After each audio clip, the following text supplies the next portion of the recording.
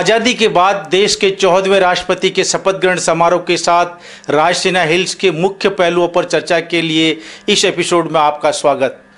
ज्योतिष शास्त्रियों के शुभ मुहूर्त के अनुसार देश के 14वें राष्ट्रपति रामनाथ कोविंद ने 12:03 पर संसद में प्रवेश कर 12:15 बजे सुप्रीम कोर्ट के मुख्य न्यायाधिपति JS खेहर के से शपथ के साथ प्रणब मुखर्जी की कुर्सी बदल विधिवत राष्ट्रपति का पद ग्रहण किया।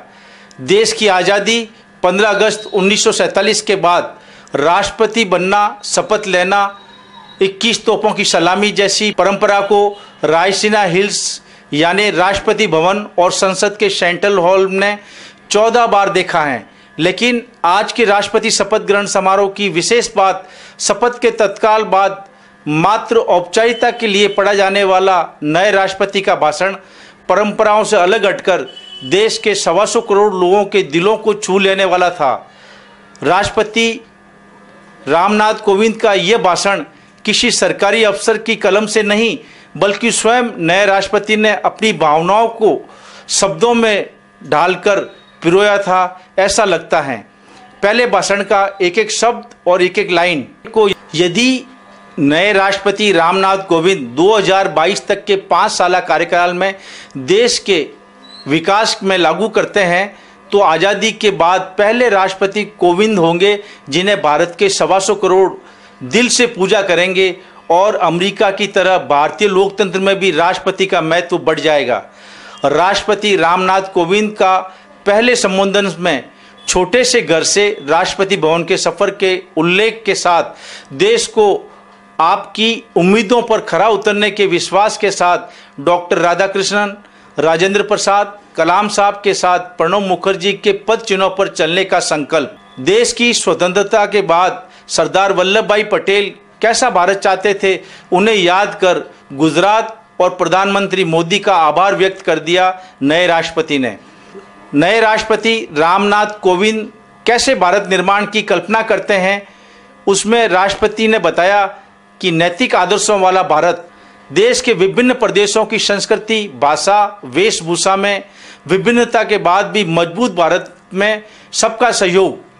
21वीं सदी के भारत में औद्योगिक क्रांति के साथ ग्रामीण सामुदायिक विकास के साथ डिजिटल प्रणाली, देश के विकास में प्रत्येक नागरिक बराबर का भागीदार, देश की सुरक्षा में लगे सीमा पर जवान, देश के भीतर पुलिस, अर्धसैनिक बल, वैज्ञानिक, डॉक्टर, नर्स, शिक्षक सभी देश के विकास में अहम रोल अदा कर रहे हैं।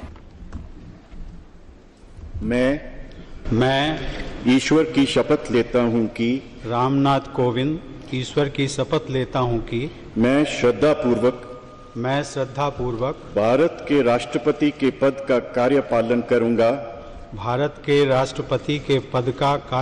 करूंगा तथा अपनी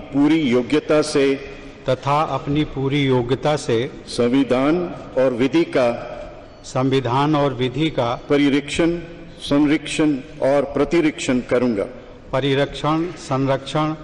प्रतिरक्षण करूंगा और मैं भारत की जनता की सेवा और कल्याण में निरत रहूंगा।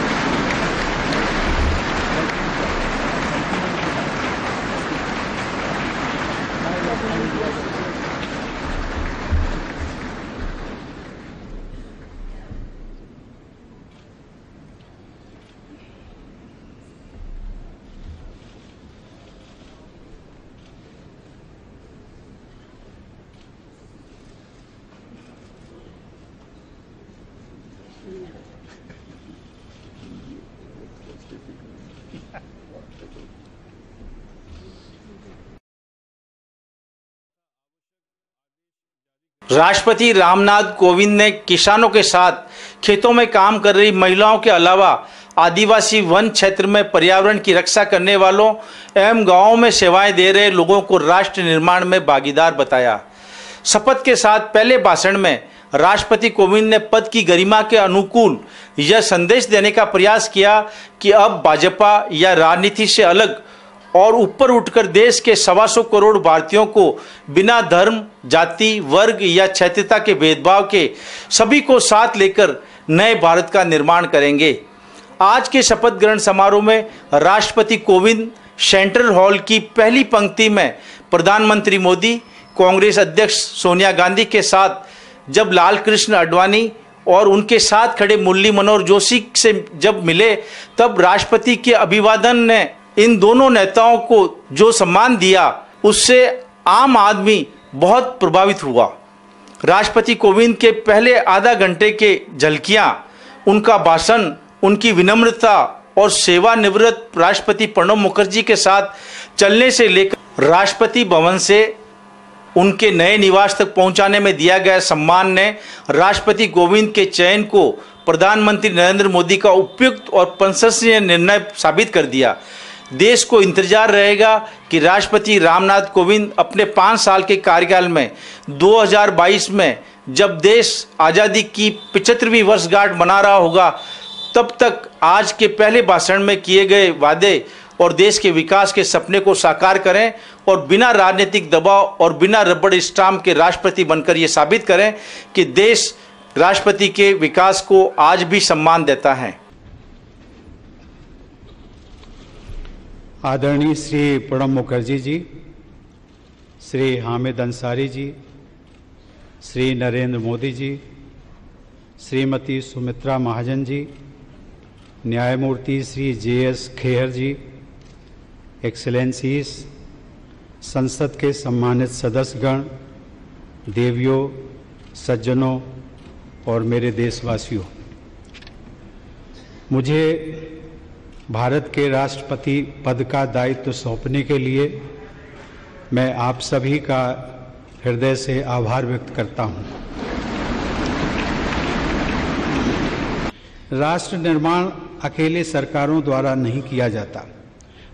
सरकार सहायक हो सकती है, वो समाज की उद्यमी और रचनात्मक प्रवृत्तियों को दिशा दिखा सकती है, प्रेरक बन सकती है। राष्ट्र निर्माण का आधार है राष्ट्रीय गौरव। हमें गर्व है भारत की मिट्टी और पानी पर।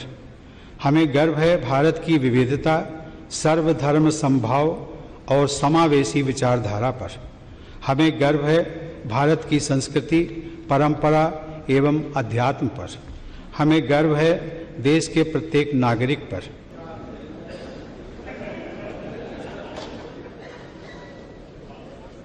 रामनाथ कोविंद भारत के 14वें राष्ट्रपति के रूप में उन्होंने शपथ ग्रहण की और वो अब अपने दायित्व का निर्वहन करेंगे। 21 तोपों की सलामी के साथ नवनिर्वाचित राष्ट्रपति रामनाथ कोविंद को शपथ ग्रहण के बाद 21 तोपों की सलामी दी गई। प्रधानमंत्री नरेंद्र मोदी का अभिवादन करते हुए तमाम सभी मंत्री, मुख्यमंत्री विभिन्न राज्यों के और सांसदों से मिलते हुए नवनिर्वाचित राष्ट्रपति रामनाथ कोविंद शपथ ग्रहण के बाद की संसद भवन परिसर के केंद्रीय कक्ष से ये सीधी तस्वीरें आप देख रहे हैं। अपने संबोधन में राष्ट्रपति रामनाथ कोविंद ने कहा कि हम सभी ने एक दूसरे के विचारों का सम्मान करना सीखा है और यही लोकतंत्र की खूबसूरती है। न्याय, समानता, बंधुत्व के मूल मंत्र का पालन मैं करूंगा। परंपराओं और औपचारिकताओं का निर्वहन बड़े ही शानदार ढंग से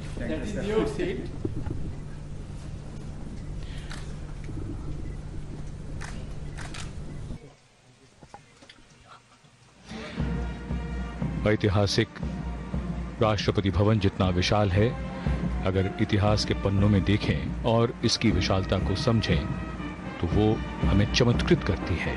ऐसा अद्भुत है ये राष्ट्रपति भवन। चलते चलते मैं बात रायसीना हिल पर बने राष्ट्रपति भवन की करते हैं।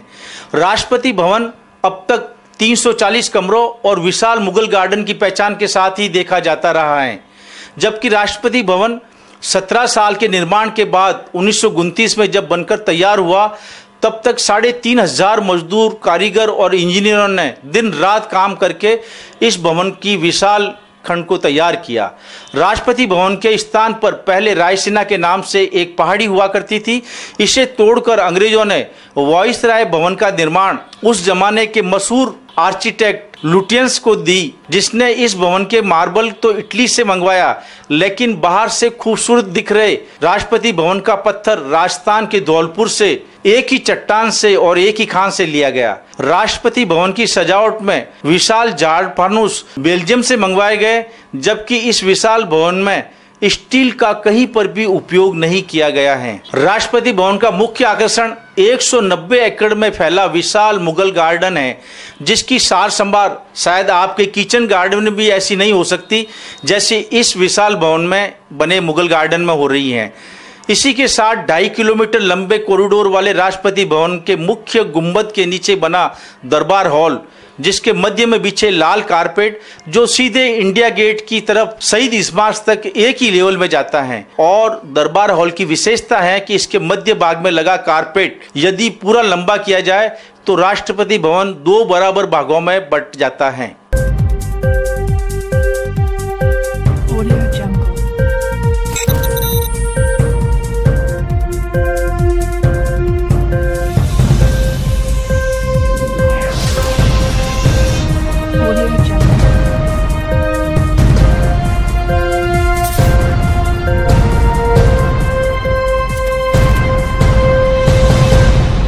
भारत के 14वें राष्ट्रपति और उनके निवास राष्ट्रपति भवन की कुछ अनजान विशेषताओं के साथ आज का एपिसोड यहीं पर समापन। अगले एपिसोड में नई जानकारी के साथ फिर मिलेंगे। नमस्कार, आदाब।